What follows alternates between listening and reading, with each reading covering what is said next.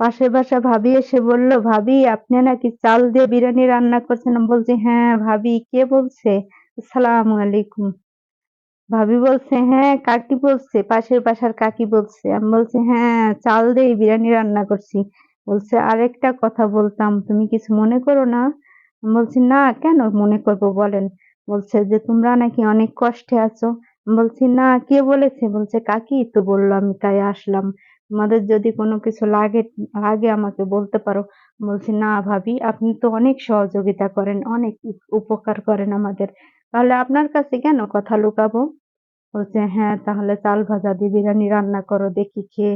বলছি, "হ্যাঁ ভাবি, খাওয়া-দাওয়া করেই যাবেন।" আসলে আমাদের পাশে এক ভাবি ছিল, ভাবিটা খুবই ভালো। আমাদের যেকোনো বিপদ-আপদে থাকে, সুখে-দুঃখে। আসলে প্রতিবেশীর থেকে যদি কাছের একটা মানুষ সে আপন হোক বা পর হোক, যদি আপনার পাশে সবসময় থাকে, আপনাকে সহযোগিতা করে, আপনাকে যেকোনো কাজে হেল্প করে, তাহলে সেই আপনজনের থেকে, প্রতিবেশীর থেকে সেই একজন মানুষই আপনার যথেষ্ট। আপনার আর অন্য মানুষ লাগে না। আপনার সুখে-দুঃখে, ভালো-মন্দে একটি মানুষ হলেই হয়। আসলে ভালো মানুষের জন্য মানুষ সবসময় দুঃখ প্রকাশ করে। আসলে আমার ভাবিটার এখন জ্বর হয়েছে, তাই খুবই মন খারাপ।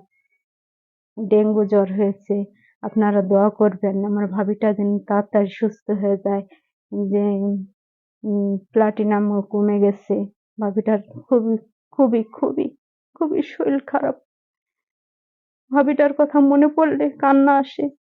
সেদিন খেয়ে গেল চাল ভাজা দিয়ে বিরিয়ানি। আজ ভাবি হাসপাতালের বেডে। কি বলবো? ভাবিটা খুবই আপনজন আমার। শ্বশুরবাড়ি থেকে এই একজন মানুষই পেয়েছি, প্রতিবেশী ভাবি, যে সবসময় ভালো-মন্দে কথা বলে, বিপদে-আপদে থাকে।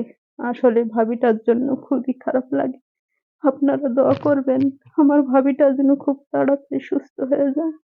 আল্লাহ উনার নেক হায়াত দান করুন।